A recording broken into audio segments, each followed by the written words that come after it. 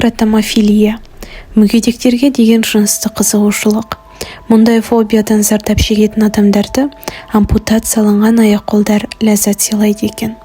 Өз қолының немесе аяғының болмауынан рахат алатын адамдар бар. Кейбіреулер өздерінің ерекше қажеттіліктерін қанағаттандыру үшін ерікті түрде ампутация, яғни аяқ-қолдарын кесу туралы шешім қабылдайды екен. Бірақ сіз ерекше сұраулары бай клиенттерге сексуалды қызмет көрсету үшін заңсыз қонақ үйлер бар екенін білдіңіз бе? Біз бүгін Африка материгіндегі Конго елінде орналасқан осындай бордель туралы айтатын боламыз.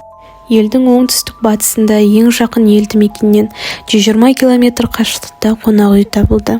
Мұнда әлемнің түкпір-түкпірінен жаңа сезім, ләззат іздеген бай адамдар келеді екен. Олардың барлығы әртүрлі елдерден ұрланған қыздар болатын.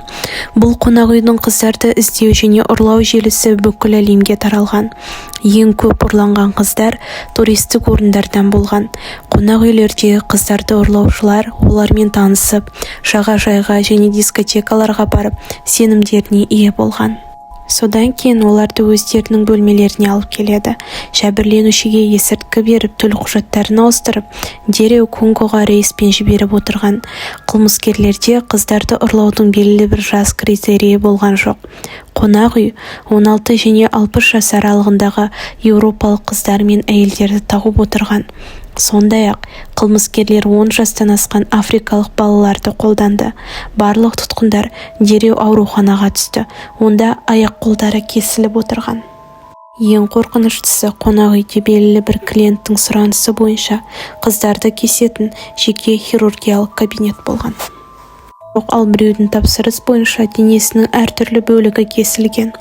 Барлық дәлелдер ауруханадағы крематорийде дереу жойылып отырған. Ең үлкен сұранысқа қолы мен аяғы кесілген қыздар ие болған. Барлық операцияларды Англиядан келген жоғары білікті дәрігер жүргізген. Бұл қонақ үйдегі қызметтің құны қандай болды? Бір түнге $100,000 дейін. Егер кәмелетке толмағандар болса, ол баға 2 есе артатын. Қонақ үйге әлемнің әртүрлі елдерінен 300-ге жуық қыз, негізінен еуропалық келбеті бар қыздар өмір сүрді.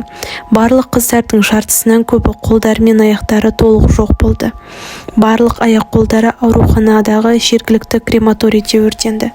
Тергеушілер көргендерінің бәріне таң қалды. Дегенмен, қонақ үйдің өзі керемет әдемі бөлмелерге ие болды және жасанды су қоймасының жағасында болды.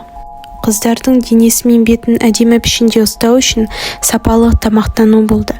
Бостандыққа шыққаннан кейін қыздардың өздері олармен болған барлық оқиғалардан кейін бостандықтан қорықты. Қылмысты ұйымдастырушылармен не болады, оны сот шешеді. Оларды қай елде соттайтыны және мүгедек қыздардың қандай тағдыр күтіп тұрғаны әлі белгісіз.